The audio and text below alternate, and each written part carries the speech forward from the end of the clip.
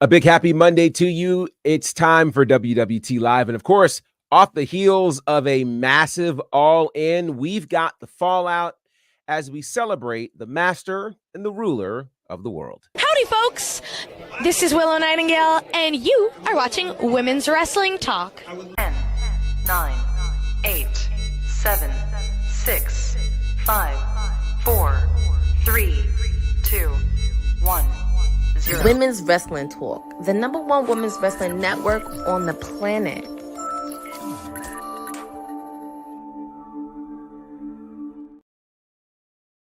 Happy Monday to you, good people, and welcome to another edition of WWT Live as part of Women's Wrestling Talk, the #1 women's wrestling network on the planet. I am your professor, or Teflon G, or GB, or whatever you feel like calling me this week. It's the last week of August, and of course, there's a ton of wrestling to talk about. Considering all that happened yesterday, in the next 7 days, we will have had a total of four major PLEs happening. We'll talk about all that stuff, but there's plenty to talk about today. Of course, I am not alone. Our resident AEW top fan is in the building. Courtney is here. How are you, Courtney? Hi, I'm doing good. Happy Monday. Happy Monday to you. Are you still having any sort of, I don't know, All In hangover from yesterday? A little bit of a hangover, but it should be all good. It was a very, very wonderful event to watch, and I'm really excited on the fallout that's going to happen on Wednesday. But there's going to be a lot to talk about today. Absolutely. And we are not alone. Of course, we've got the elected official hanging out with us. The councilman is here. Council. Oh, wow. Wow. Okay. Wow. Okay. I TK shirts. Shirts. We need to see these at NXT. Wow. That's awesome, Councilman. That is awesome. You guys keep getting me like this. And yeah. How are you, sir? I cannot complain. I'm tired. This is a lot happened with this wrestling this weekend, and we got a whole nother weekend that's just gonna be a whole freight train. Yes. It's going to be a serious thing, but it's always good to have you, sir. And I'm glad you're along for the ride. Shout out to everybody hanging out in the chat. Dylan, of course, good to see you. And we've got some news that I'm sure you'll be very excited about, Dylan. So we'll get into that. Bobby, good to see you as well. I will say, call you Gerard. He told you so, but wow, you guys are y'all okay. All right. Y'all are all right with me. Eric, good to see you. And joining us, I'll tell you what, you cannot escape her greatness. No, you can't. It is Wrestling with Honey. Honey, how are you? I'm good, guys. What's going on with you? Happy Monday. So excited. So much to talk about. So excited to see everybody's smiling faces. Howdy. Absolutely. There is plenty to get. Well, okay, I knew. Yeah. I see what you did there. I was prepared. I was absolutely prepared for that. So, they're coming on in. Boza, good to see you as well. Thanking Courtney and Jason for the recap yesterday. That's pretty awesome.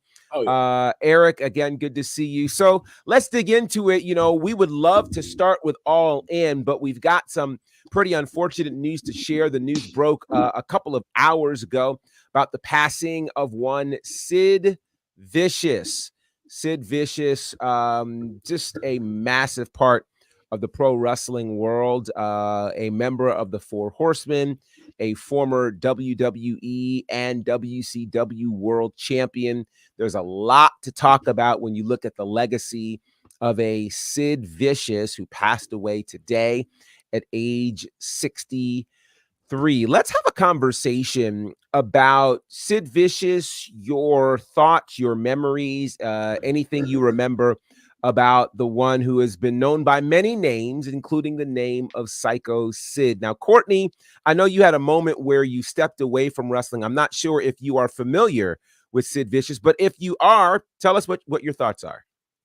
I am familiar with Psycho Sid. I have seen archive footage from when he was back then it was WWF and Mhm. also with WCW. And he did look very scary in the ring. He was very scary, but he was really good. And I know a lot of people kind of want to down him on a certain promo. I'm not going to name, but he was very athletic and he had a lot of memorable rivalries throughout the years. And it's very sad that his life ended so soon because he really did leave an important mark. Booker T also posted on his Instagram because if it wasn't for him, he really did help lead the charge on him and his brother getting into WCW. So he played a huge part in that role. So I do want to send condolences to his family, his loved ones, and we did lose another great legend in the wrestling world. Absolutely. Honey, your thoughts and memories on Sid Vicious? Yeah, man. This is one of those that he's probably one of the most vivid superstars that I remember as a kid, especially when he was Sid Vicious. Even when, the infamous non-tag with Hulk Hogan, where he betrayed Mhm. Hulk Hogan in the 90s, which was a big moment and kind of led to him being what he ended up being, which was Psycho Sid. One of my favorite moments with Sid was probably the whole thing when he was Shawn Michaels's muscle for a while after he replaced Big Daddy Cool Diesel, and then he betrayed Shawn Michaels, and it put Shawn Michaels out of action for quite some time, where he had like an elbow injury and something like that. And then Shawn Michaels had his first match back with I believe it was King Kong Bundy, if I'm not mistaken. But Psycho Sid was the one responsible for actually one of the many men responsible in wrestling that made me care about Shawn Michaels. So always appreciative of the big man, very underrated, a very popular figure. He even got the strap at one point where he was the champion. He faced the Undertaker. He had a lot of really cool moments. And there was a lot of talk that I've seen surface where he was where he wants to be, he expressed being wanting to be in the Hall of Fame. And I believe rightfully so, he should be. But rest in For peace to sure. Sid and condolences to his loved ones. Absolutely. Councilman, any thoughts on Sid Vicious? Yeah, I used to think this was Dolph Lundgren for a long time. And Oh, wow. Okay. Drago. Ivan Drago. I the same. Yes. I thought that I was could see that. when I saw his leg break and he came back and wrestled again. I was like, that is the Universal Soldier. And then for a long stint of time, I kept wondering, why was he not in more movies? When I found out Sid Vicious and them were two different people, I was like, this guy should be in movies. Because everything you just knew about him was just like, this should transfer over to movies. But I remember that, and then the ear pop. And I don't remember the ear pop for the bad reasons. I remember it for someone that, yes, he took it a little too far, but it was something that shows you how much passion this man had for this business and how protective he was at what they call kayfabe. And that, unfortunately, that did lead to, going a little downhill on the road and stuff like that. But I think it just goes to show you, and I think to anybody that knows, hey, watch when you say wrestling is fake, because people will take ear pop. The ear pop. The slap. Oh, you're thinking about Dr. D. David Schultz. Oh, wow. That's who you're thinking about. Yeah. Now, when you mention that, there was another interesting incident involving Sid, and that incident actually was a fight that happened between him and Arn Anderson on the road, and that particular fight resulted in a stabbing with a pair of scissors. And yeah, there were some wild things that happened on the road there with Psycho Sid. But speaking of on the road, it's always great when we get a visit from this guy.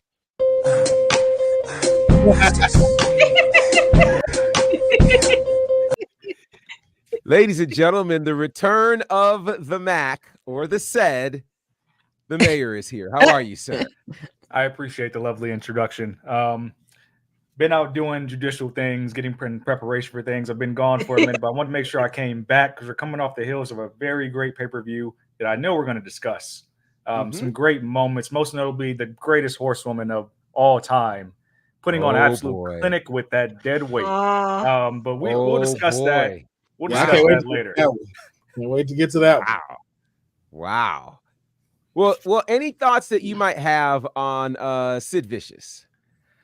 You know, that's really sad. And I think in this generation of social media, we have so many people cosplaying as people that were legends that we grew up with online. If you know the Twitter account, that's not really him. But Sid was always such a great big man back in the day. A lot of classic matches, a lot of great, I wouldn't call it viral because that's a different era, but I just think about the smash car. Sid gave us a lot of moments back in the day that were amazing. And like his power bomb, when a power bomb was actually a finisher, second to none. Agreed. That's what a power bomb is supposed to look like. So just a phenomenal big man, pillar of wrestling, and wish his family the best. Absolutely. So many significant moments. And I'll tell you what's intriguing to me. Cousin Ron is here, and he's actually one of the first people I thought about when it came to Sid Vicious. So growing up, my cousin and I lived in two different parts of the state. We lived about an hour or so apart. But what was so interesting, we don't ever get to tell family stories on here. This is actually kind of fun. So what was so interesting is where I lived, we didn't have TBS in our cable system, but he did. So he would always come with the updates on all things, WCW and NWA. And, so he's where I first heard about Sid.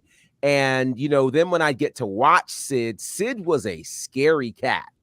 He was a scary cat. And what many people may not remember is, if you go through the timeline, Sid, of course, was a part of the Four Horsemen, which was a very, very big deal because, back then to get into the Four Horsemen, not everybody could do that, so he was in the Four Horsemen.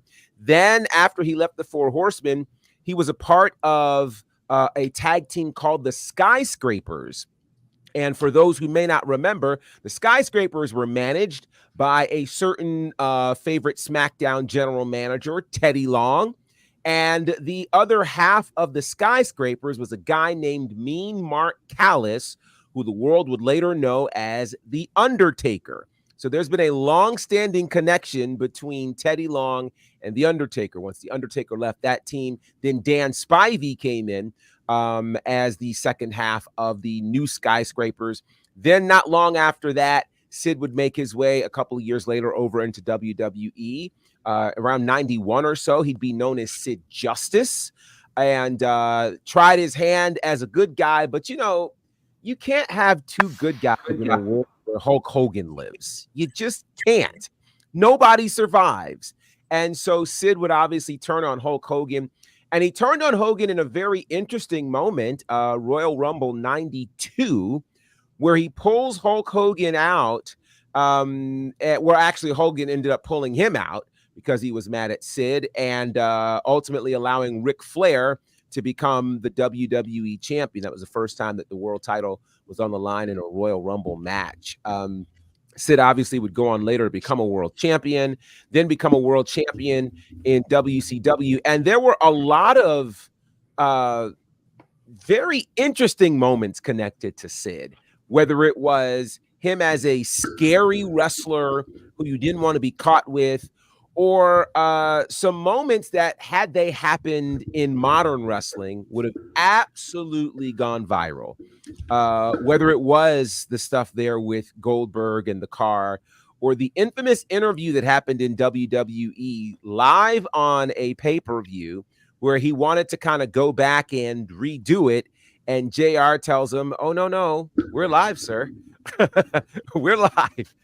So by all means, go back, check out all things Sid Vicious. Certainly a legend. Again, only 63 years old. And really one of his last tweets talked about his desire to be in the Hall of Fame. It was about a month ago, strangely enough, his desire to be in the Hall of Fame, and that he didn't have much time left. So it makes me wonder if indeed come 2025, we might see Sid Vicious in the Hall of Fame. And Boza does indeed mention a great match, WrestleMania 13, Sid and The Undertaker for the World Championship. And that was a wild WrestleMania. It had, that was the double turn WrestleMania, WrestleMania 13, the double turn meaning Austin and Bret Hart. So really, really powerful stuff. And again, Sid was in the main event of that WrestleMania. So lots to be said about that. Again, our thoughts and prayers are with his family and friends. So a lot of news came out this weekend in regards to AEW. One of the pieces of news is something that I imagine Dylan speaks or thinks very highly of, and that is Grand Slam Australia. It looks to me like AEW really in 2025 is working very, very hard to go global. And so after 5 years, they will be heading to Australia for the first time on February the 15th for Grand Slam Australia. Now, the previous Grand Slam had been held in New York City. They will be doing that again in September around Arthur Ashe or so. But what do you guys think of this massive move for AEW? Returning to a stadium, this time debuting in Australia. What are your thoughts? Courtney, we'll start with you. I actually like they're coming to Australia. It's really nice that they're actually getting outside of London to another country. And I could imagine that fan base is a little bit more crazy because we saw how they were at Elimination when WWE came back in February to Australia. And the fans will just go nuts. So it's really exciting that professional AEW is coming to Australia. And also I'm very intrigued on what matches that they're going to have next year. So I am very excited for the next chapter that's going to happen. And I'm happy that AEW is starting to creep in other countries and be global. Sid, your thoughts on Grand Slam Australia. Is this an ambitious goal from AEW, or do you think that they've proven enough that they can knock out this stadium show in Australia? Ambitious, yes, but I like it. They should be trying to increase their international footprint. With the back-to-back really popular London shows, I think they figured out a little bit of a niche they have internationally, and this is going to kind of put your money where your mouth is. It's going to prove it. Yes or no? How strong are they internationally? And some of these shows, I can argue, probably do a lot better revenue-wise in the States. So why not? Why not put your chips on the table and just go for it? It makes sense. It makes a lot of sense. Dylan is sounding off well in the chat. He says, my cousin used to play professional rugby league at that stadium many times, 52,500 seats, and that doesn't include floor seats. So there's a real opportunity, I think, for Australia to show up big. Honey, do you think Australia shows up big for AEW in February, which is just a few months away? I think that they actually do. Like everybody said, I feel like this is a great way for them to continue expanding. Way to take note, Fake TK, like that for you a lot. I think that they have a really big opportunity here to make history as well, being that this is going to be their first event held in Australia. Kind of has the same feel as Elimination Chamber did, or when they, when WWE did, when they were doing brand new things and expanding on their own and at one point. Yeah, so I think this is really cool. And of course, Australia wrestling fans turn up. They really do. And it's going to be a great time. And there's going to be a lot of people traveling for this, I'm sure. So get that coin ready. Yeah. So Councilman, let me ask you this. We know, for instance, obviously All In has been their premier stadium show. We had that happen last night. We know it's happening in Texas in July. And now we've got a second stadium show in the calendar year for AEW. Grand Slam previously has been, in an arena. It's never been a stadium show. What do you think AEW will need to do that makes this Grand Slam special for Australia? Ooh, You're gonna have to hit some of the hometown elements. So I don't know how many Australian wrestlers they have on their roster, but definitely may need to start throwing them into some kind of storyline, or at least just in some more appearances on television. Really the matchmaking, I think this is where they actually can like not necessarily worry about storyline as much and can focus on like just making some dope matches for Australia, because I think just like how Toronto was, like they don't get too many of like the superstars they want to see come to their hometown. So to Honey's point and everyone else's point, I think that's going to fill it up anyway, just to see like Will Ospreay doing his thing, seeing the the new AEW champion do his thing. See if Mercedes Moné will actually give us a good match. It could happen in Australia finally. Wow. So, wow. Yeah, there's a lot of things to set up for. Wow. Okay. Let me. Buddy Matthews has to be prominently featured on that card. I forgot. Yeah. Yes, and I also want to point out Harley Cameron's from Australia, and even though New Zealand is right across from Australia, Toni Storm originated from New Zealand, so she's right near Australia. Yeah, I think you also have Kyle Fletcher in that equation as well. Yes. So you've got a few people who you could definitely do some things with in terms of a hometown situation. But let me ask you this, Courtney, and I'll ask you. When I ask the question about this being ambitious for AEW, AEW literally spent a year promoting All In, a literal year. Can they effectively promote 2 stadium shows in a given year? In less than a year, because we're talking 11 months at this point. Because I have my PR mode, my branding mode skills in this. From my perspective, if they execute it properly, then yes. It's just they have to do a lot of planning.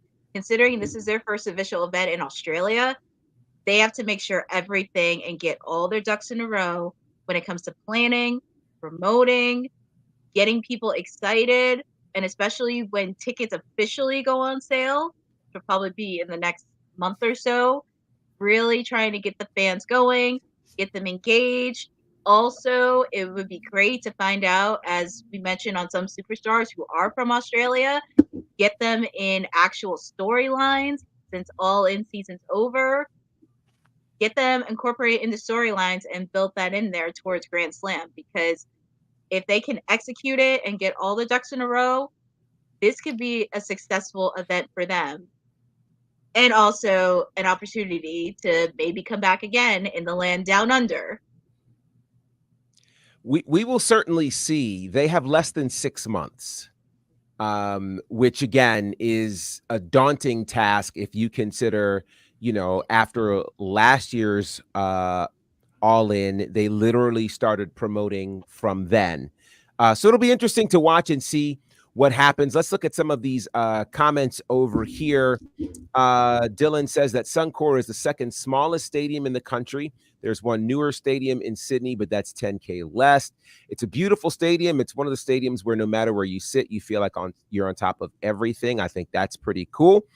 Let's see. He says, if I was AEW, I'd try to get Matt Cardona, Steph DeLander, and a lot of WSW people on this show to try to make it a success.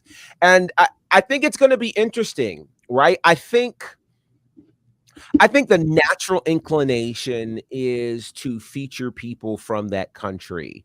What I also think you have to be careful of, though, is you don't want to just catapult people onto a show and you've not built a story for them just because they're from that country. Because ultimately, these people who are watching, they want to see the people they've been seeing on television, the people who they are most interested in.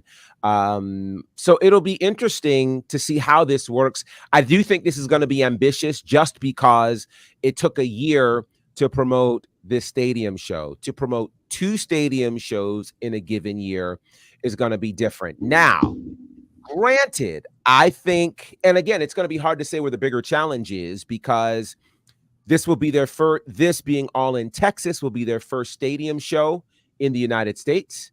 So that's going to offer a different kind of challenge versus the stadium shows abroad. And they'll only have 5 months, less than 5 months from Grand Slam Australia before All In Texas. So this is going to be a very interesting challenge, and we're going to see what kind of infrastructure AEW has when it comes to effective promotion. So we'll be on the lookout for that. Now, some other news that we learned from All In is that, there we go. Some of the other news that we learned is that Forbidden Door is coming, and Forbidden Door is coming to London, and it's coming next year. We found out it's actually a year from when everything happened, August the 24th. I am slightly stuck. Can y'all still hear me? Yes. No. Yeah. Cool. There we go. I There we go.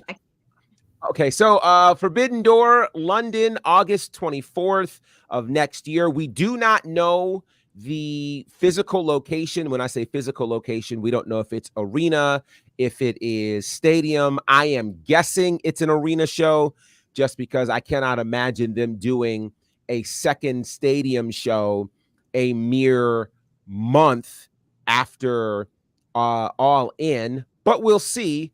Forbidden Door London, it is official. That is going to happen on the 24th of August. So that should be pretty fantastic.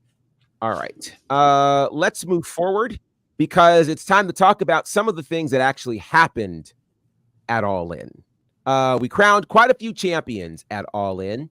And so I'd like to get your thoughts on, and without fully rehashing yesterday's post show, what are your thoughts on the fact that we have a brand new world champion in Bryan Danielson? Let's see. Sid, what do you think? That was a beautiful match. I mean, I think a lot of the critiques that AEW gets are justified, but I'm sometimes storytelling a lot through that entire match. The spot with Swerve no selling the Berserker knee, great moment. It just beautiful all around. I will give you credit, Professor. You've been right the entire time about how they were going to close that show. It does very much feel like we're going to get a relinquishing of the title, however, based on his comments in the scrum. But just that was a beautiful match. The Ospreay match with MJF, great match. The finish of Tony Storm and Mariah May, really big moment. And then going through the motions with Tony afterwards. I thought it was just an overall good card. There's some matches I have to fill myself in on. But even the moments with just having Sting come out and save Darby just months after he retired, just an overall very beautiful moment and done in good taste. Well, since the Professor looks like he lost his internet connection for a second, I'm sure he'll be right back. Anybody else have anything they want to recall from last night's from yesterday's pay-per-view? I'd say Honey, since me and Courtney did the post show. I'd say Honey, what were your thoughts? Which was a great post show, by the way. Thank you.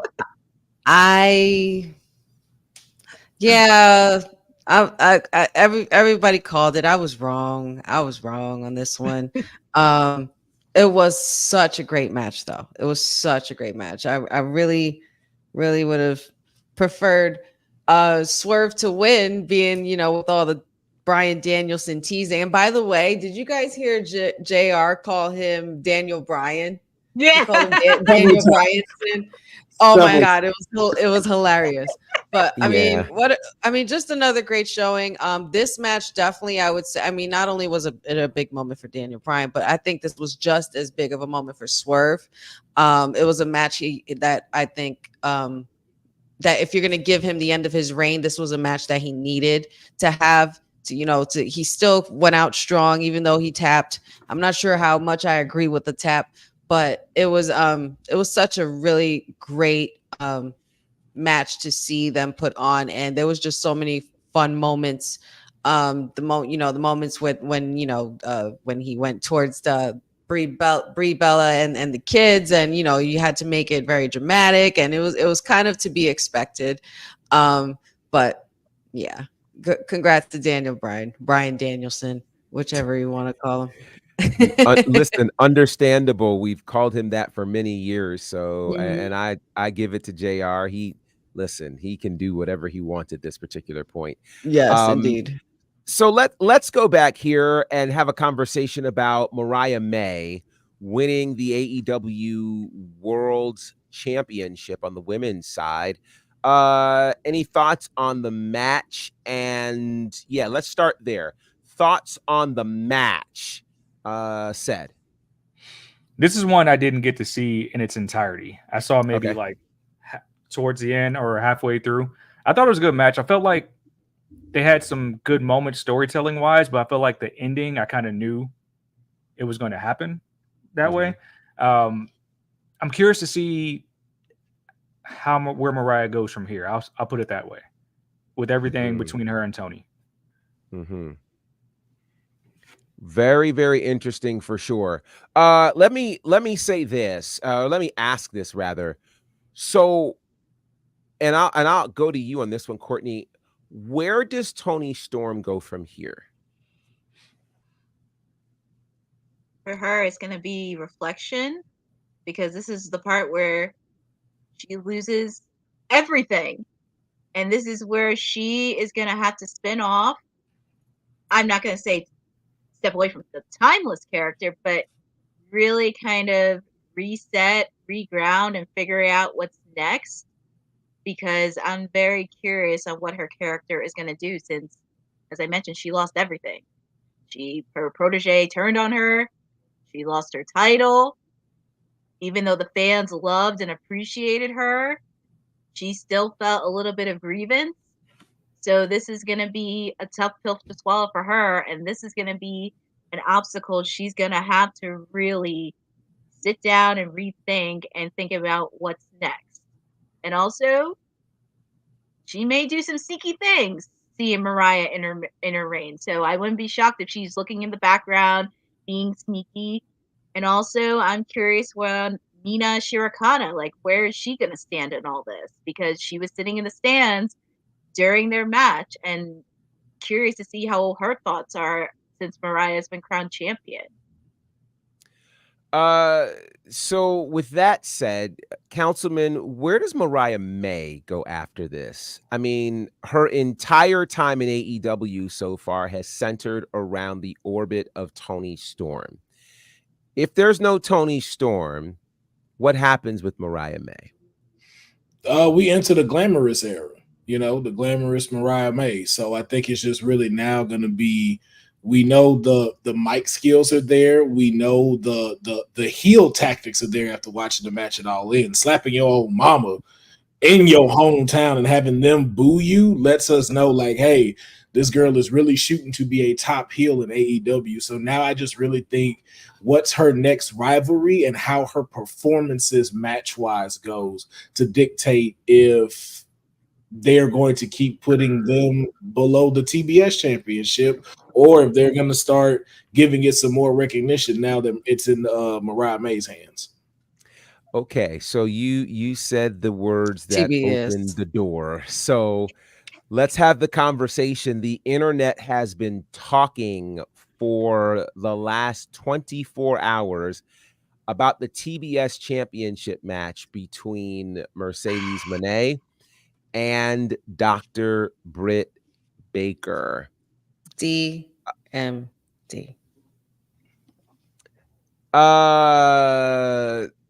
Courtney, I will ask you, what are your thoughts on this particular match, and what are your takeaways?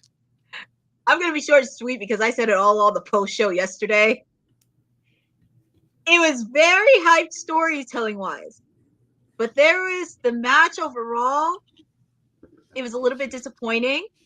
Yes, there were some spots that they did hit, but overall it just felt it was a little bit of misses, a little sloppiness. But I did like the tactic Britt Baker did to Camille, which was a tribute to Eddie Guerrero. I thought that was kind of funny.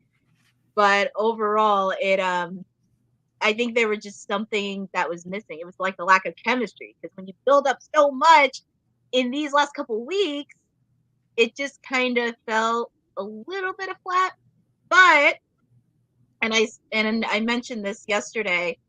I don't think it's the end between them. This is just part one of the rivalry. And I'm very curious on where they're going to do next. And I know they can put on a better performance. I know they can put on a top quality match. So this is not the end of their rivalry. This is only the beginning. And I'm very excited to see how that's going to build in the next couple months. Honey, we'll go to you. Your thoughts on the match, and do you agree with what Courtney has said? I will say this. I think that there's a lot of people, including the IWC, that's a little I understand where their frustration is coming from. I'm hearing that there's a lot of frustration towards this match. I would have to respectfully disagree with my WWT sister here, Courtney. I personally thought the match wasn't as bad as people thought. I think what had happened here was the match kind of suffered under being, in my opinion, the wrong spot on the card.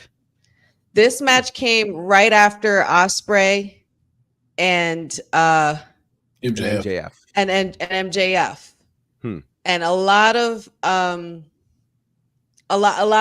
times with what happens with, especially with matches as amped up as MJF and Ospreay was, certain matches like Britt Baker and Mercedes match suffers under placement. I think that this match could have been put on a little later in the card just to give us some more anticipation to want to see it. It wasn't as disappointing for me as it was everybody else. I actually loved what they did. Not for nothing, for Britt Baker to be in this match back after having a stroke and being gone for a while and, having a lot of the medical issues, she did her thing. And her she was the first woman signed with AEW. So, you can't fault her for actually being able to go toe to toe with a contender such as Mercedes. Entrances were awesome. And I just think that I don't think that this match suffered the same thing that the brother versus back in WrestleMania did. I feel like Jimmy versus Jay, we deserved better with that match. This one actually felt good to me. I just think it might have suffered under the placement, but that's just my opinion. Sid, what did you think about this match? I know you are a massive, you wave the flag high for Mercedes. What did you think about this match? First things first, I told you so. I don't like to be an I told you so guy, but when I said that this match would be featured more prominently than the Women's Championship, I meant that. And it's not because of the dollars and cents, it's just because it was the bigger rivalry when you really think about it. Because this was like AEW original new hotness. Like the whole CEO thing was planted just for this rivalry. Now, just because it didn't deliver, you hope that it happens again, but I don't know if the uprising on social media is going to allow that so readily. I think Tamir has an interesting comment. He says that Britt sandbagged. And I'm curious if a lot of people are with that sentiment just because maybe she was booked to lose. I don't know. But there were a lot of moments in the match where it looked like Mercedes was carrying or trying to at least use her momentum to oversell a moment. That's not dead on a lot of people. Like, the chemistry aside, one thing, you have to build chemistry over a series of work, matches, whatever, to really put on a classic. So I think there's more in them. But I think you saw what Mercedes usually does is she sells her ass off to put on a great performance. And there was just times where it looked like Britt was either even the finish. Let's go to the finish. It just looked so rushed and fast, like they just had to get out of there. So I will not go as far to say like, hey, worst match of the night and things like that, because you had a evening that had multiple women's matches featured prominently on the card. Now that's a win in itself. But I think what we're seeing here is kind of like the A champion era of Carmelo Hayes in NXT, where she's going to be featured that way to help move the women's division forward. I think that's what a lot of people forget. We're trying to move the women's division forward where this is normalized, where you see 3-4 matches on the card and it's normal in AEW. Now, keep your to yourself. But you know what I thought about? Britt Baker's a lot like Papa John's. Like, there's a lot of commercialization, a lot of like, hey, better pizza, better ingredients, and then you actually get it, and it's like it's kind of dry. It don't really hit the same. And I'm talking about like I don't know about Shaq's Papa John's. I'm talking about like Schnattner's Papa John's. It's like it don't really hit, but the commercials are everywhere. Everything you see it everywhere, but it just don't hit. She's a great character, amazing character, but for where you want to go with the women's division, you got to have people that back it up. What?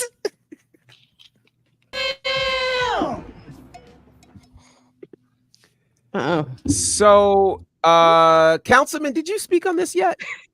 I did not. All right, go ahead, sir. Have your say. First, if this showed anything, this I would have to agree with Honey as far as placement. The match was solid. I have to say that the match was solid, but it did not live up to the hype that they pushed it as. And if this showed anything, it showed fake TK's shiny new toy aspect, because this should have been the second match, and Mariah and Tony should have followed MJF and Will Ospreay. You would have had a great closing finisher. Now, there's two ways this could go about after watching this match. One thing can be this: with Mercedes having control, full creative of what goes on, there's no telling what went on with this match as how she wanted it to go. And then Britt Baker not agreeing with that. And I can see that there was a lot of like chemistry that just wasn't there. Now, also, too, they might have been protecting Britt just because of her coming back and may not want to have do too much. It could be either way. So that's why I'm like, I'm not going to throw it on just one of these wrestlers. But something was missing in all of this. Like, all the buildup was there, but the match itself felt like someone didn't agree with something before y'all came out. And now we got to put this on. Even to Cedric's point of saying, like, with the finisher, it really looked like it's like, okay, y'all, we're not getting the pot we need. Let's wrap this up. Let just hit it with this. No, I thought we were doing it. Like, no. Just come on. Come up. Got it. Let's go. 1, 2, 3. Like, it just seems like both of them were not on the same page. And I don't know if it's because of AEW or WWE does a better way of scripting it. But it just didn't come together. He wants to say she's Papa John's and Mercedes is like Domino's. None of the food is real, and it gives you heartburn after you finish eating it. And that's what I felt afterwards. It was good for a second, the taste and everything. And after I was done, I was like, ooh, Tums. I need some Tums. Like, ooh. Wow. That doesn't mean I won't eat Domino's again, though. Wow. I tell you what, that's the most athletic Britt has ever looked in a match. Like, y'all, you know what? I don't know. There's a lot of comments flying, and they're on multiple sides of the coin here. Here are my 2 cents on the whole thing. So this kind of reminds me, as a music reference, if you're doing any sort of live performance and perhaps you thought it was going to hit and it didn't hit, and the more you do, the less it's hitting, and you just kind of go, okay, let's wrap it up, right? Let's close this song out and go to something else that they like. I think this match exposed something that people don't want to talk about. And I think it's time for us to have that conversation. And that is this. The vast difference in terms of big match experience between Mercedes Moné and Britt Baker. This is, to me, the equivalent of taking, like, legitimately an AJ Styles and someone year one in the NIL program and putting them on a marquee match in WrestleMania and expecting them to go 25 minutes. I just don't think, think about this. Britt Baker has never wrestled in front of a crowd this large in her life. Britt Baker has never wrestled in a stadium in her life. And Britt Baker, among all of the opponents she's had, has never had an opponent with as much big match experience as Mercedes Moné. It doesn't matter what you think about Mercedes one way or the other. Mercedes has done multiple WrestleManias in the main event. Okay. Think about one of her last two WrestleMania matches were title matches. One against Bianca Belair, the first two black women in a main event match at WrestleMania, and then her winning the tag titles with Naomi. Both of those were in front of crowds that were easily north of 70,000 people. Britt Baker does not know how to operate in that space.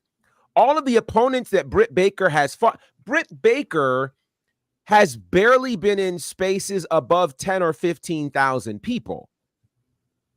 So when you walk out there and you see that massive stadium, and then you're dealing with somebody who's wrestled across the world, I don't think that Britt Baker was nearly as ready as she wanted to be. I don't think she was nearly as ready as she talked herself up to be. And it ended up showing. At the end of the day, it showed in the match. It just did. She cannot hang with somebody the experience level of a Mercedes Moné. That gets covered up in a match against, say, a Thunder Rosa. When they've got a bunch of things going on and it's, blood and guts and tables and all that stuff. You can hide all of that in that. Hikaru Shida. Okay, you can't hide that in front of 50 or 60,000 people. You cannot hide that, which then says to me, it is time for Tony Khan and the powers that be to reassess who's where in the women's division. This is also the problem of having someone this experienced as Mercedes Moné holding your mid-card championship. Because who in that company right now can match her in terms of big match experience? Hardly anybody.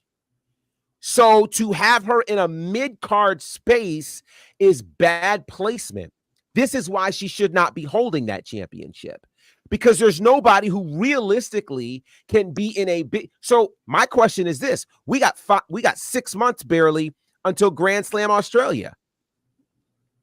What do you do now?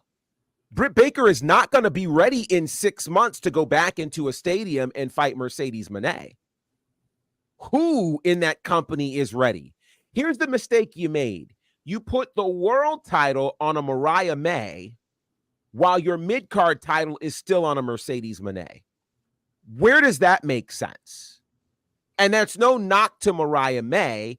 And matter of fact, it says a lot about Mariah May that she was able to, weather the storm, calm her nerves, all the things, and have a great match for a world championship in the same place that the homegrown first woman signed to AEW couldn't do. So I think somebody's got to really take some time and reassess. And in terms of whether there will be a sequel or a trilogy, this is a movie that does not need a part 2. When they hit that 3 count, last night, I was like, this is done. Let us move forward. We don't need this again.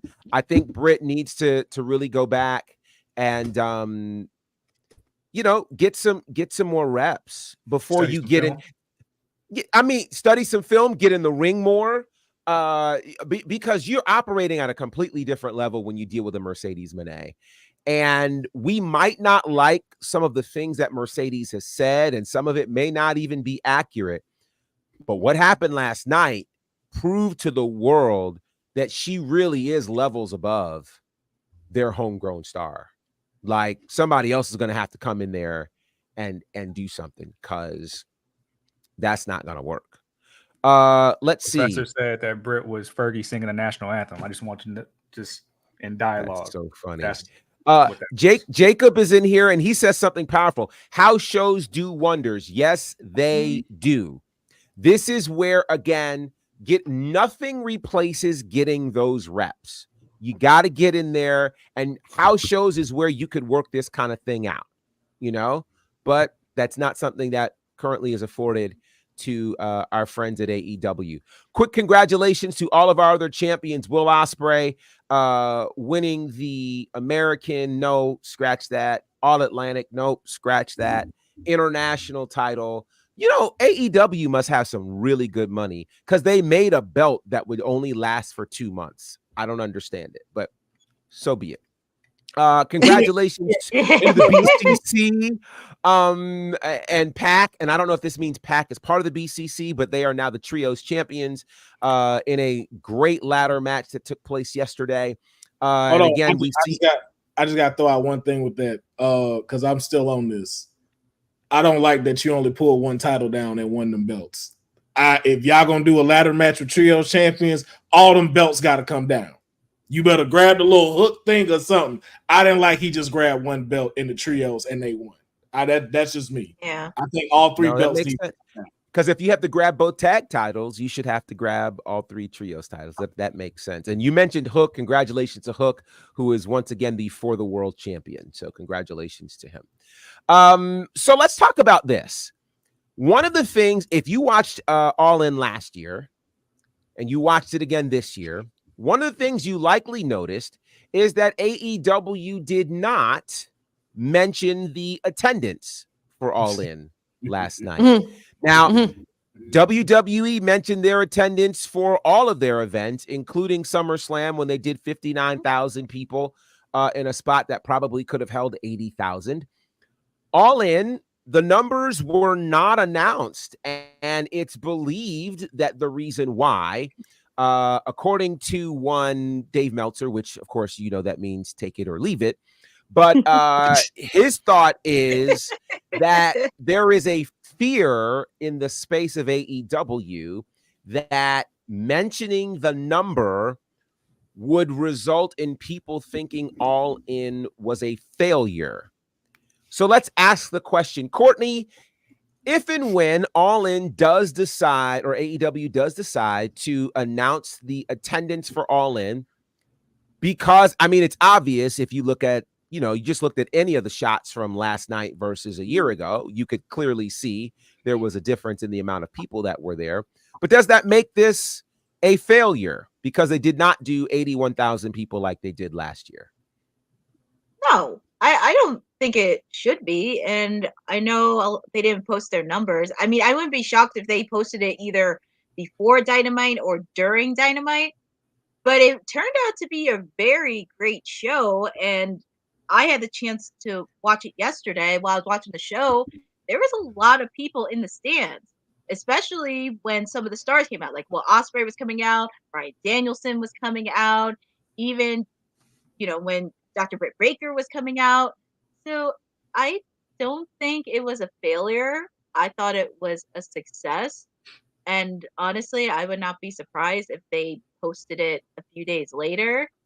And I guess they want to make sure they don't want to mismatch or miscalculate the amount of people because a lot can change in a quick second. Things happen. But I thought All In was a successful show. I don't know why people would think it would be a failure. Said, do you think that it could be deemed a failure because AEW very clearly did not do the numbers it did last year? Failure is a very harsh word. Will be scrutinized? Yes, because last year it was all about promoting the numbers and how big they were. We sold it out. We did 80K plus, yada, yada, yada. And I think this year is more around the 50s. And the card was not as long as last year's card and probably didn't have, I hate to say it didn't have the same level of star power, but there's some notably absent names that might have made up some of that ground. And people don't want to hear this. The quiet part out loud is that you don't have CM Punk returning to London on that card, which probably made up a lot of ground in ticket sales. So I think the lack of mentioning it so much is because you don't want to be under the magnifying glass to have to answer those questions, especially with everything that happened as a result of that show last year. Some things they played into with Jack Perry's match, if we're being honest. So Yes, you just don't they want to did. answer more of those questions that we tried to get so far away from. Okay, so Councilman, let me ask you a question. The idea that AEW has not mentioned the attendance yet, which of course is something that they did during the show, is this whole thought process, are they partially to blame for this? Are they responsible for why there are people that might call this a failure? Is that on them? Yeah, because all them shots they kept showing at that arena. That was a lot of red seats that I saw. Oh my Lord. Oh God. A whole lot of red seats. But here's the thing though. I don't think anyone should be calling this a failure. I think, like, to the mayor's point, that is a very harsh word. Like, one, the floor is packed out. The second level to that place is packed out. Even when you start kind of getting to the rafters, it's still predominantly people there. And I think also, too, people do have to start kind of getting, this is more on people and fans of just like, yo, some things are going to be a sold out stuff and you should celebrate that. And then sometimes it's not going to happen. And then to the mayor's point, like with certain people that were missing, like a CM Punk isn't here. Samoa Joe is not here. Like there's a lot of people that do have a ticket draw that you didn't really have on this card. But that still doesn't say it wasn't a success. When I heard it, like, yo, you heard all those pops. You heard all those roars. Everybody was having a good time. And you already know if you're in a stadium, that's a hard thing to achieve. You can barely hear anything going on out there. And as much as they were screaming and yelling, I'm like, yo, this, to say it's a failure, I think that's just one of those things of people still trying to judge them too harshly and try to say, oh, well, WWE ain't never had to do this. Like, man, yo, they've had their times too where they had a hard time filling stuff in. And if you're not going to scrutinize everybody else like that, I think you should lighten up on the scrutiny for them, especially trying to call it a failure. Honey, looking at where All In is in terms of what they did yesterday, I think there are many that will agree that it was a crowd likely over 50,000. Does the crowd performance at All In London, should that make AEW nervous about future stadium shows? The crowd performance, I think honestly, I think the people received it very well. The people were excited through and through for each match. There was like different chants going on. We know in the UK they always bring it with the energy. I don't think they should be entirely nervous. Oh my Lord. Oh my Lord. Okay, sorry guys, I have to. Cindy for those, Cindy says if they'd only had Lola Vice on the card. Yo, Cindy, man. Cindy, yo. I was like, yo. Councilman and I are about to become trios tag team champions in digital. Man, oh man. Lethal. Lola would have put on better work than Britt. Anyways, as I was saying, no, but that's a pretty damn funny comment. That is hilarious. But I don't think the AEW should be nervous. I think that All In will continue to be a show that progresses going forward. I'm trying to be as optimistic as I can here for fake TK, because somehow the universe just answers him, and it seems to work well. I mean, I wouldn't call this event a failure either. Like I said, they don't have anything to be nervous about as long as they try to fix a few things as far as placement on the card and storytelling wise, and making sure that we have something that lasts instead of just being a match where you take two big stars that you just signed and throw them together. I'm very hopeful, especially what they put on after what they put on yesterday. It was actually a classic, like a classic, between the Sting retirement and then also this pay-per-view as well. Like they're not doing a bad job. They're doing pretty well, and I don't think they should be nervous at all going forward. Yeah, I think it's very interesting. At the end of the day, 50,000 people is 50,000 people, and 50,000 people showing up for a wrestling event is a big deal. it is a big deal, whether they are in a stadium that seats more than 50,000 or not. I honestly think I think this is an issue only for two reasons. Number one, because of the big deal that AEW made last year about calling this the biggest, pro wrestling show of all time, all of the things. If you don't follow that in a similar way, people will have a lot to say because that's the bar you set. The other thing I say is what AEW should have done was really have worked and rearranged seats so that from a camera perspective, you would not have seen where there were empty seats because they would have moved people's seats to the right side. There was no reason to show where hard cam was anyway. So if you have your camera angles in a certain way, people would never know. And I think that is supremely important. Again, I think it's another lesson learned. I'd be very interested to be a fly on the wall for the debriefing, the honest debriefing that would happen in this, because, now that they're looking to do it again in Australia and in Texas, these are things that they're going to have to consider. To their credit, they have booked smaller stadiums. So if 50,000 people show up and it's a place that seats 45, you're in a good space. Absolutely. So I think they're very, very smart in how they've done that. And congratulations to them. Moving on, because we talked a lot about AEW. Did you know that today is the 25th anniversary of the debut of SmackDown? Wow. I missed that logo. That's a very good logo. Wow. It happened August the 26th, 1999. Premiering on UPN. Wow. Oh, UPN 9. Oh. UPN. Yes. Woo! The WWE. And I believe that night was a world title match. I think it was Triple H. Yes. And oh boy, I can't remember. Was it The Rock? Who? Yeah, Was it The Rock? I think it was The Rock and Shawn Michaels. Shawn Michaels was the referee. Oh, that was that match. Okay. Yes, that's right. And he turned on him and helped him win. Shawn Michaels super kicked The Rock and led us into this era here. So 25 years of SmackDown. Here's another very sobering thought for some. The idea that there were people, and I was going to go there, Tamir, that there are people who were not even alive during the debut of SmackDown. That is a sobering thought. So yes, with that said, in 2 weeks' time, SmackDown will move to its new home or return to one of its previous homes, that being the USA Network. September the 13th is when the new season of SmackDown heads there. So only 2 more weeks left on Fox.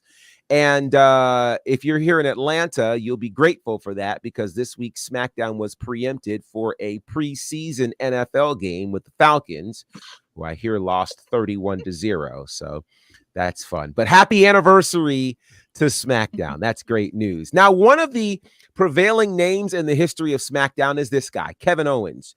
Kevin Owens, who, of course, has been a mainstay in WWE now for the better part of 10 years, recently did an interview with Sports Illustrated. It debuted today. And in that interview, they spent some time, getting an update on his mom and her condition, which is pretty awesome. And somewhere in there, the question came up about his contract. And his contract, which is scheduled to end at the top of 2025, apparently the contract has not been renewed as of yet. So the real question is there anything to see here? I mean, we've got 4 months until the top of 2025. He says he wants to stay. Is there any way that we end up with KO leaving the WWE in 2025, or is there really nothing to see here? Said. I'm going to err on the side of caution, like you always say. Until it happens, it's not happening, because we always know that these negotiations happen behind the scenes. I think we were just here not that long ago where there were the rumors of AEW, and then the Young Bucks were tweeting out like his old name, Kevin Steen, or it was in their bio or something like that, and nothing happened. Nothing came of it. So I think that this is much ado about nothing, and then we'll forget about it in the contract will be signed really quietly. Is there anything to see here, honey? Nah, nothing to see here at all. I think Kevin's going to be just fine going forward. I wouldn't be surprised if he signs another multi-year deal and even does a little bit of double duty and, you know, maybe resurface around NXT even. And I don't know. I wouldn't be surprised. There's nothing that this man can't do. So he's going to be fine. Yeah, Kevin Owens, remember, you'll get to see him this weekend in one of 3 big PLEs happening over 3 days. This will be the WWE Championship match against Cody Rhodes at Bash in Berlin. Remember, it's a special start time, much like a start time that we saw yesterday for All In. The start time for Bash in Berlin will be 1 p.m. Eastern, 10 a.m. Pacific in the States, and then wherever else you are, hopefully you'll be able to figure that out. So I'm actually excited about this next part, given what happened the last time this group of people were together. There's another list that's out, folks. The last time we had a list, this list was about the best entrance music in WWE, and it was put together by the good folks over at Bleacher Report. This time around, the WWE has put together its top 10 list of the best current entrances. It's important that I say that so that we're not going too far back in time. The WWE has put together its top 10 list of its best entrances. Hope y'all are ready for this, because this is going to be fun. It goes I purposely haven't like seen this list. this. Number 10. Oh God. Okay, good. Number 10. Put your ones in the air for the tribal chief. Roman Reigns is number 10 on the list of the best entrances currently in WWE. He's number 10. This doesn't. Number 9. Number 9 on this list. Say his name and he'll appear. Joe Hendry is number 9 on this list. TNA superstar. Love to see him. Number 8 on this list. Rhea Ripley, Mommy's Home, number 8 best entrance. The number 7 best entrance in all of WWE. I think you guys will find this interesting. Trick Williams. Oh yeah, man. I can go with that. Okay. Number 6. And we're thinking current. Current. Yeah, we're talking current. We're talking current. We're talking current. Number 6. The Wyatt 6. Number 6. That makes number I like 5 what they did there. on this. Yeah. Number 5 on this list is Jade Cargill. Number 4. Now this is going to be okay. I'm not even going to turn my head on this. Number 4 in terms of the top 10 entrances in WWE today, the WWE champion Cody Rhodes. Dang, that's he's at number 4. Wow. Number 4. I know 3. I know 1 that's number 3. Yeah. Number 3. Seth Rollins. Wow. What? Seth Rollins. Who is 2 and 1? Number what? 3. Number 2 on this list of current entrances, the top 10 entrances in WWE today. Number 2, the final boss, The Rock. Which means Jay got to be number 1. Jay got to be number 1. Number 1 on this list for the top 10 entrances in all of WWE. The Yeet That's Master, what I thought. I'm not Jay mad. Wait. I'm not mad. Wait a minute. I'm not mad. Wait I'm a not minute. mad. No, I'm not mad. I am upset. You mean Lola Vice is not on the top 10 entrances? Bullshit. How? How? What? Well played, Wait, sir. what is it? You beat me to that. Well played. Well played. It's this, right? Wait, it's like this, right? It's like this. That Uno dos tres cuatro. That is not. Wow. I can guarantee you that Taylor Rumpo was a strong number 11. Oh, No The reason we boy. don't gotta way. discuss. Don't get ahead of yourself. The No, reason we don't That's gotta relax. discuss. These hilarious. people love the No motion. thanks. Um, All right. I will say one Okay. thing about this list because I think I put this in the chat. Disagree with the top three. Disagree. And I know we've put a lot into Jey Uso's entrance. There is absolutely nothing cooler than the way The Rock came out earlier this year. True. In my entire life of watching wrestling, that defines aura. And we saw the inklings as we went along for weeks until it got to that entrance. Not even talking about the main entrance. I'm talking about like when he surprised Cody in Chicago. The other thing, Yes. it was a slow burn till we got to like the lightning striking, the spotlight, The and all Brahma that. Bull. I'll give you one more. I think Jade Cargill should be number 3. I think Jade Cargill should be ahead of Seth Rollins because that is another entrance that just drips aura every time you see it. And she hasn't been positioned enough as a singles talent to really let it hit, but that is a dominant entrance every time it happens. Hold on. I respectfully just put Seth Rollins. I feel Seth Rollins should be in top 3, being that I've never heard anybody go on for 15 minutes straight singing somebody's entrance song. A whole stadium full of people. Just saying. That belong in top 3.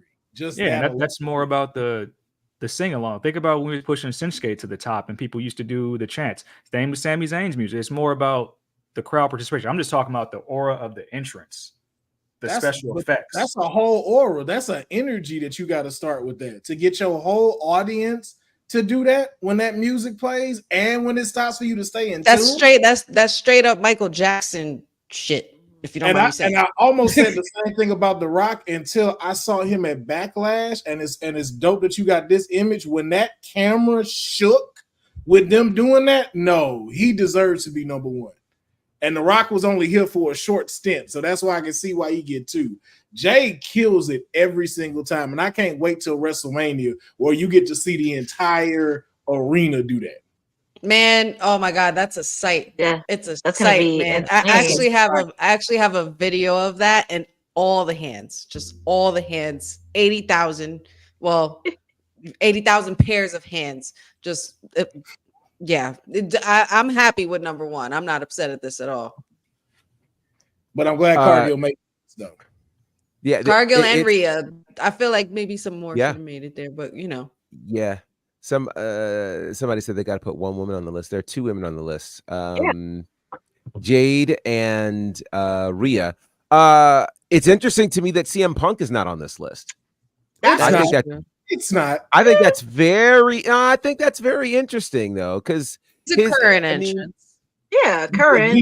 He dug his own grave with that. He dug his own grave with that when he said, I don't sit around here with pyros and all of this stuff. I just come out in shorts ready to fight. Okay, sir. We got where did he rank on the original Bleacher Report list? It was top 10 though, right?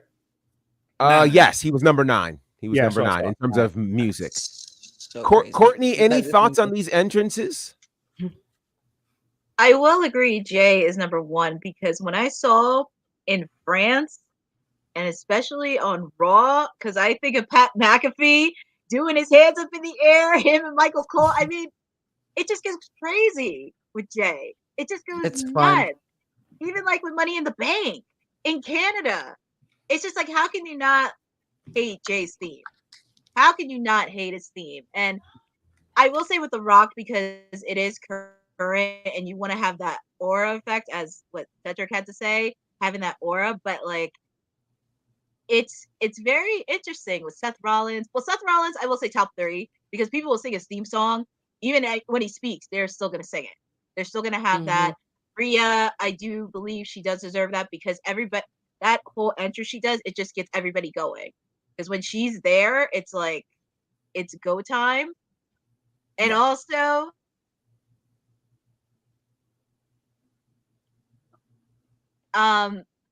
there's also on the women's side because there are some that just get it and some that just get in the crowd.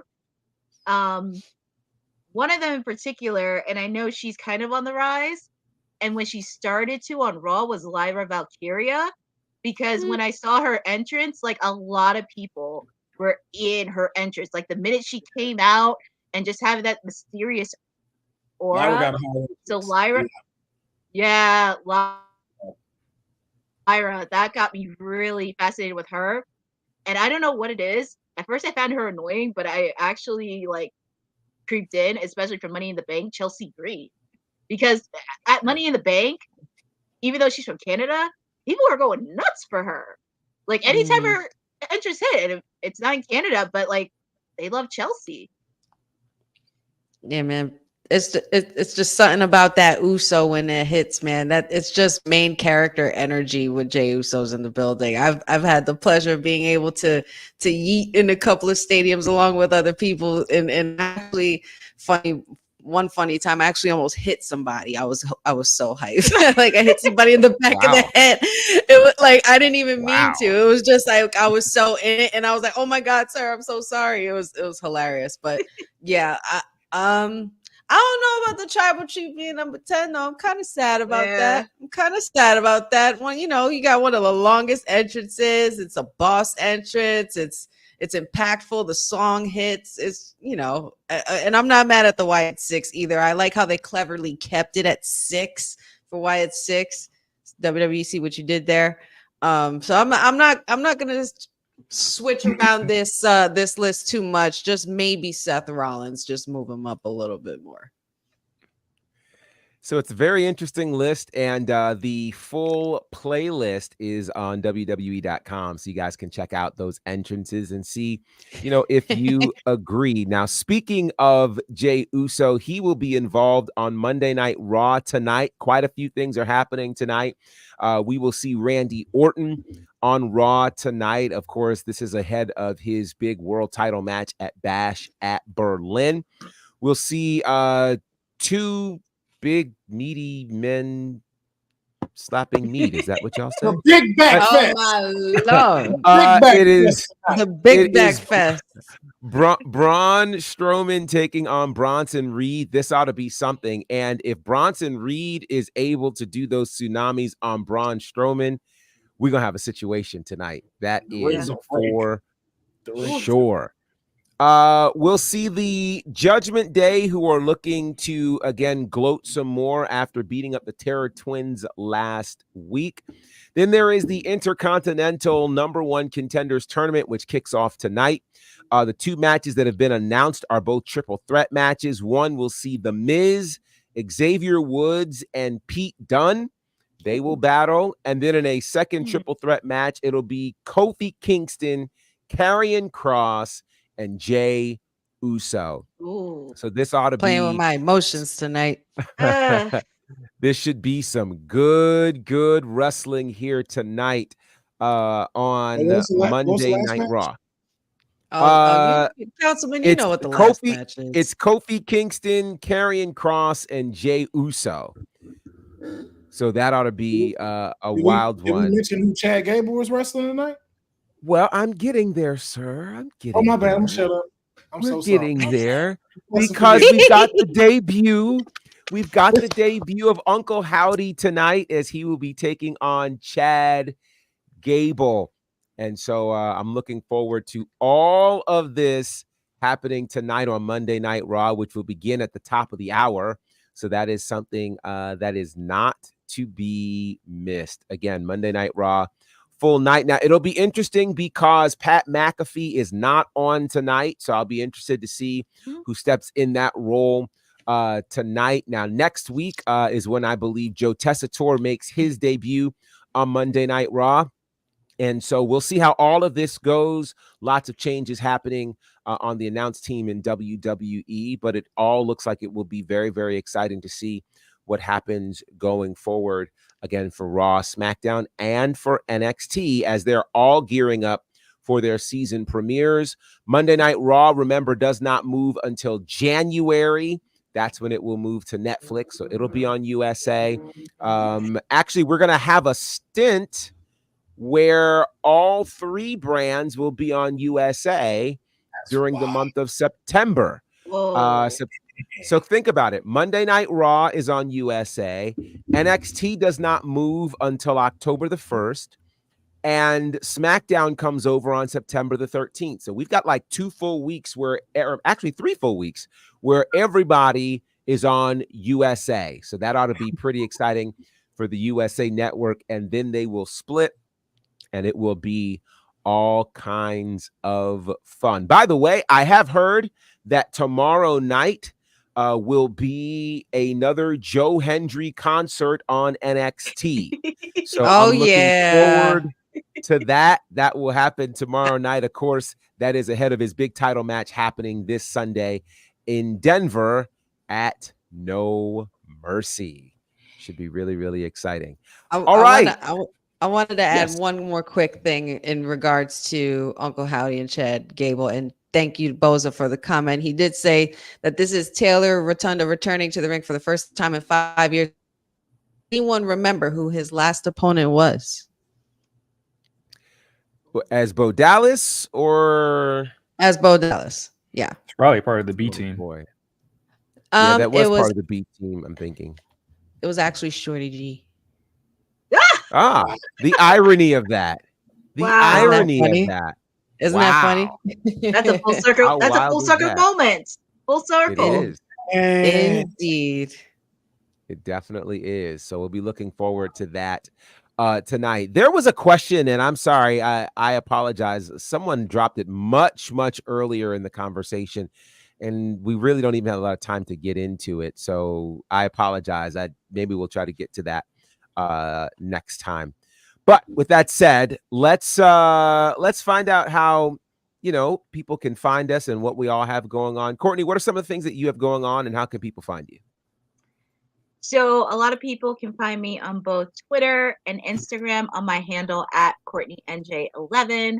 I am very happy that summer is over and getting back to starting work in my PR media adventures. And also you can catch me here on Monday, Wednesdays, and Fridays. Excellent. Mayor said. I apologize. Co-mayor. I appreciate that. My handle's on the screen. You don't got to find me nowhere. I've been really busy, guys. I'm sorry I haven't been online.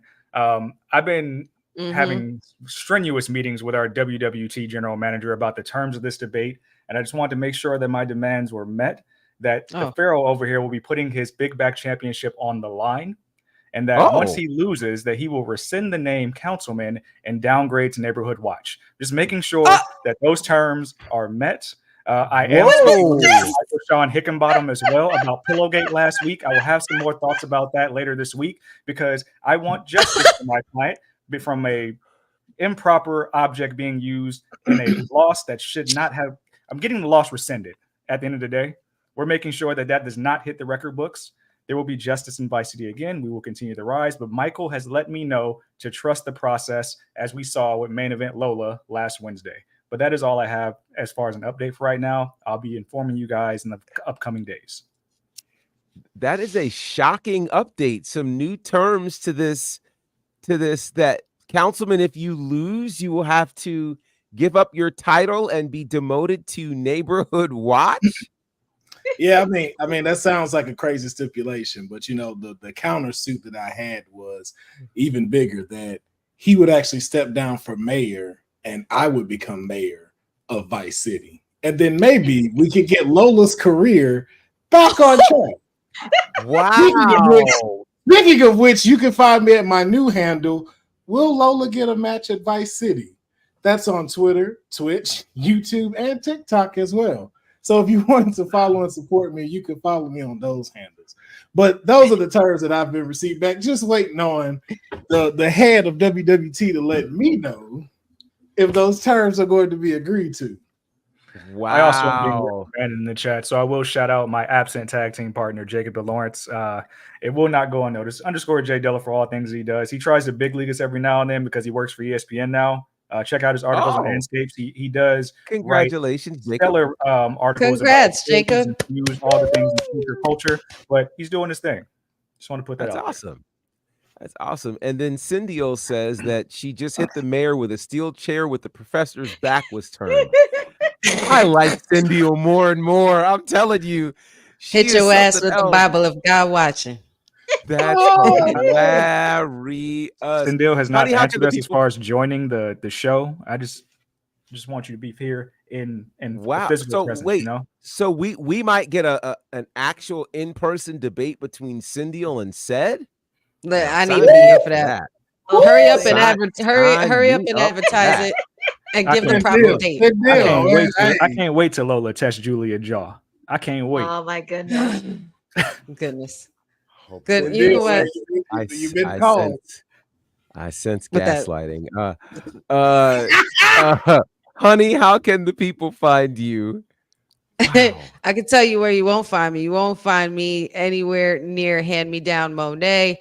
You won't find me anywhere near Vice City or even Parkerville. You will find me tonight on neutral territory in Wyatt 6 City because that is where I'll be. Other than that, if you want to look for me, all things Wrestling with Honey, Wrestling with Honey TikTok, Wrestling with Honey Instagram, Facebook, Wrestling W Honey, and like and subscribe that podcast coming on YouTube real soon, the Wrestling with Honey podcast, and check out my honey on the socials. Hashtag give Selena a chance. Wow.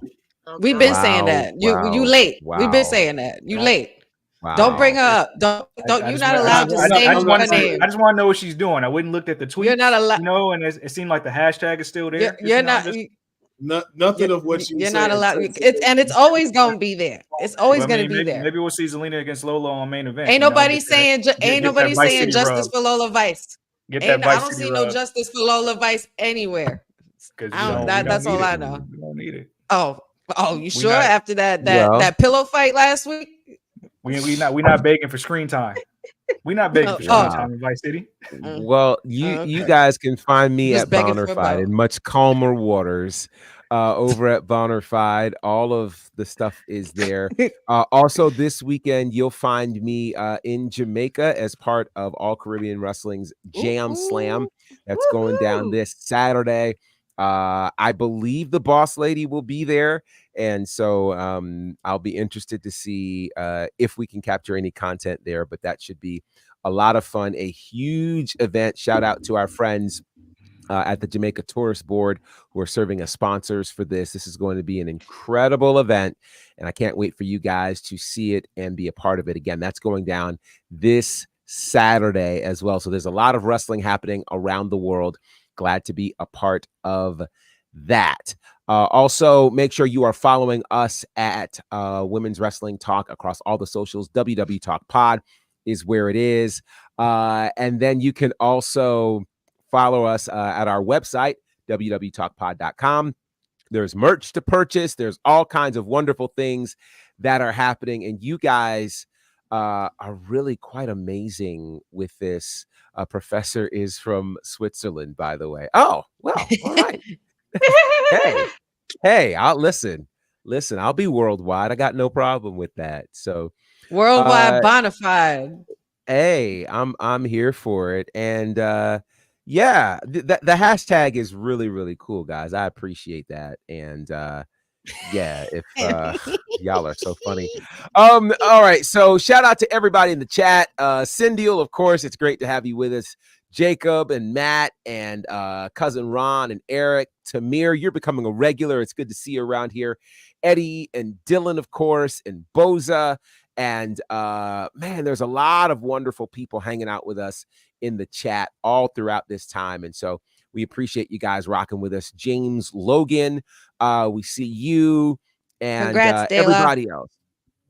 Yes, congrats, De La. ESPN is a very, very big deal. Lots of big moves happening around here. And I like to see that, man. I really, really, really, really do. All right. So until the next time we are together, you guys be safe. Make sure you're following us. Let's do all of the good things and stay connected to All Things Women's Wrestling Talk, the #1 women's wrestling network on the planet. Take care, guys. Thanks for joining WWT. Don't forget to like us on all social media platforms at wwtalkpod. Like and subscribe on all video and audio platforms like yesterday, my G. And check out our website at wwtalkpod.com. Thanks for watching Women's Wrestling Talk, the #1 women's wrestling network